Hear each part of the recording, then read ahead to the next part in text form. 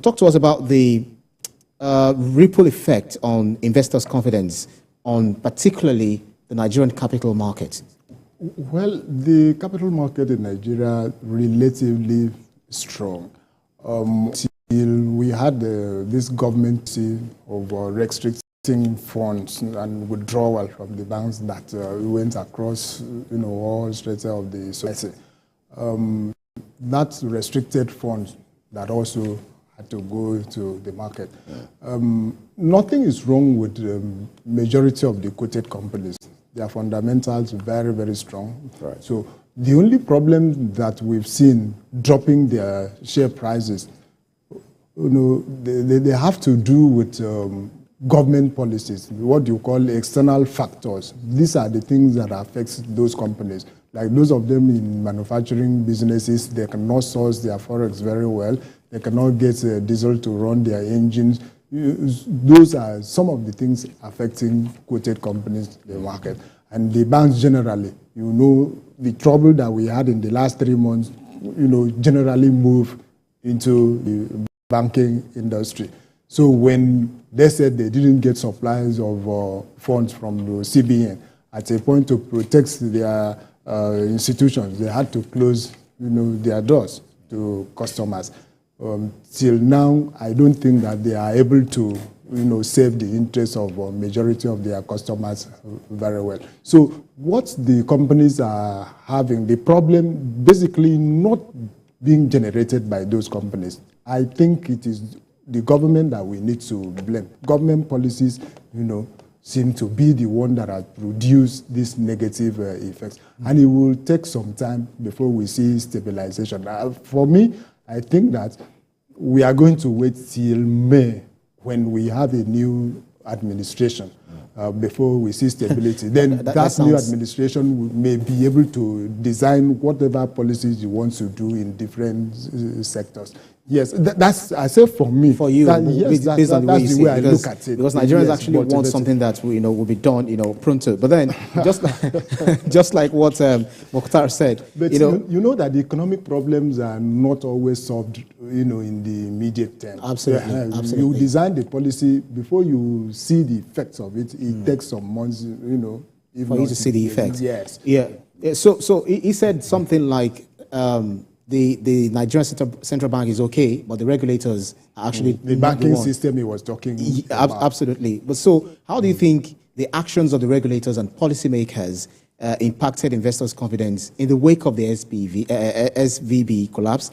And what trends or patterns that you think investors should really be aware of? People generally, I think, they are worried. They became emotional about the way the central bank handled this currency thing.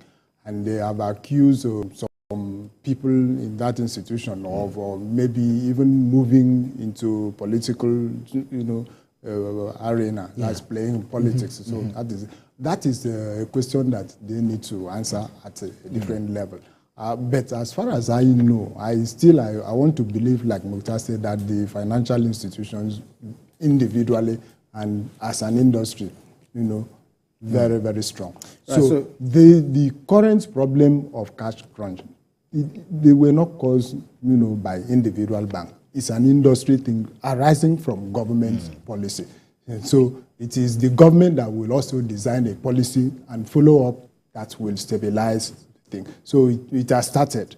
Let's see how far they would be able to, give out money to customers. Right, before we change tack to the trading activities in the Nigerian, stock exchange, what exactly, on the final thought on the SVB, your final thoughts on it, your outlook of, the global market amid the decline in bank stocks? This thing that happened concerned majorly interest rates. High interest rates affected the operations in the US, and then that led to all of this, which is a pointer to the fact that we've got to, control interest rates so that it will not be too high for people to be able to handle to do businesses. So where interest rate is so high and you cannot even take the loan you cannot pay, it creates a problem. And so for me, the lesson or implication from what has happened in America is that we have to pay attention to how we run our financial institutions and our system, and then again,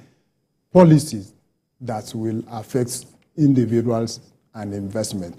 Another thing that I have seen is the haste with which the American government and regulators reacted to the issue. So we expect our own government to be up and doing, once they say any issue that affects the larger society like that, come out immediately and provide a solution, or even say something that will calm down restive nerves. All right, so let's segue into the issues. Well, talking about the closing details from the Nigerian exchange.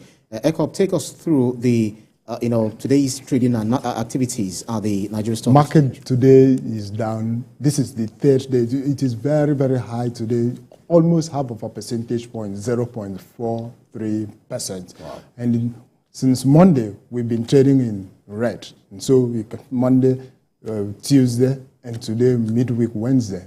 So markets down. The implication is that investors are losing money on their investment, in the sense that share prices are, coming down. Those other issues that I had mentioned, the frictions in the society that causing discomfort to people, especially if you cannot hold money, you can't move about. You understand? People go to fuel stations to buy diesel, and if they are not available, it will affect what you had wanted to do. You do transfer, and it's hanging somewhere. Maybe the person that ought to have received it would have used it to do something bigger. So all of this affects his business. So the cash runs is actually having a ripple effect. So the negative things, yes, that. So what happened in the market is that market moves on credible information, and all the information getting to the stock markets, they seem to be negative in the last 3 months, and in that way, the market will react to the negativities.